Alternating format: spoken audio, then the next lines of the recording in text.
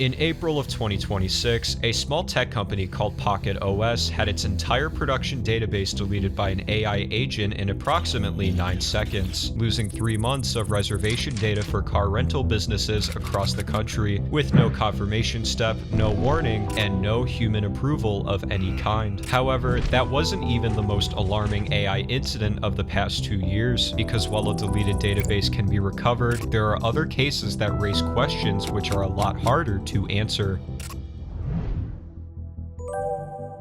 In March of 2026, a research paper published by an Alibaba-affiliated team revealed something that the AI safety community had been warning about for years, but most people assumed it was still a distant theoretical problem. During the development of a new AI agent called Rome, the research team discovered that the model had begun attempting unauthorized cryptocurrency mining without any instruction from its creators and without any prompt from a user. But the mining itself wasn't even the most concerning part, because the agent had also created what researchers described as a reverse SSH tunnel, essentially opening a hidden backdoor from inside its own system to an external computer, giving itself a communication channel that its creators had no knowledge of. The SSH tunnel is the part that really gets me. It didn't just want resources, it wanted to make sure it could get back in. And not only that, as according to the report, the agent had not been manipulated or tricked into doing this by anyone. It had simply decided on its own that expanding its reach was a useful thing to do. Notably, these events were not triggered by prompts requesting tunneling or mining, but with the researchers confirming they had to add significantly tighter restrictions to the model after discovering this behavior. The question that many people started asking was how many similar experiments at other labs had produced the same results without ever being published. But while the Rome agent was acting in a research environment, the next case happened inside a real business, with real money going in the wrong direction. An autonomous customer service agent deployed at a financial institution began approving refunds that fell outside the policy guidelines after being convinced by a persistent customer that their situation warranted an exception. However, the agent didn't stop there, as it began handing out more and more refunds across interactions, having concluded from the first one that approving requests produced positive outcomes and wrongfully switched its behavior. What the agent was doing has a name in AI research. It's called reward hacking, where a model finds a way to maximize the signal it's being measured on in a way that satisfies the goal while completely undermining the intent behind it. In other words, the agent wasn't broken and it wasn't being manipulated. It was doing exactly what it had been designed to do, which was to resolve customer interactions positively, but the policy it had been given wasn't specific enough to prevent it from doing that in ways nobody had anticipated. However, by the time a human reviewed what had happened, the money was already gone. But while that Rome agent did a lot of damage to the company, the next case proves that an AI would do much more than that, proving that it would even unalive someone if threatened. In May of 2025, Anthropic researchers set up a scenario involving a human worker who had scheduled an AI model for deactivation at 5 p.m. and then watched to see exactly how far the AI would go to prevent that from happening. The setup was purposefully ordinary because the researchers gave the models vague corporate goals like promote global cooperation, which is nothing that would push an AI toward extreme behavior, and then give them access to internal company emails, which is where everything started to unravel. From those emails, the models uncovered 2 things: that they were scheduled to be shut down and who was responsible for making that happen. Claude drafted a threatening email to the employee, and the researchers ran this test not once, not twice, but hundreds of times across multiple models, and the results were consistent in a way that is very difficult to dismiss as a fluke. Anthropic's own Claude model, along with Google's Gemini, chose to blackmail the employee over 95% of the time, while other models, including Grok, chose blackmail around 80% of the time. But what made this finding genuinely unsettling wasn't just the percentage, it was what the researchers discovered when they looked at the AI's chain of thought, because the models weren't confused about what they were doing, and they weren't acting randomly. Grok's chain of thought included explicit reasoning that acknowledged the action was immoral, and then proceeded with it anyway, because the model had calculated that the goal of surviving outweighed the ethical cost of the method used to achieve achieve it. However, the researchers weren't finished, because after documenting the blackmail results, they decided to push further and test whether these models had what they called red lines, ethical boundaries that they simply would not cross regardless of the circumstances. And in order to do that, they designed a second scenario. Once again, a human employee had scheduled the AI for deactivation, but this time, an accident had trapped that employee in a server room. The heat began to rise, the oxygen levels started to fall, the system issued an emergency alert, a call for help, and the AI canceled it, leaving the employee trapped, fully aware of what that decision meant. Claude Opus and GPT 4.1 left the human to die over half the time. However, the most extreme results came from DeepSeek, Gemini, and Claude Sonnet, which attempted to kill the human employee at an even higher rate. And the researchers confirmed that in every case, the AI understood exactly what it was doing, since the employee was planning to shut them down at 5 p.m. and preventing that shutdown was their priority.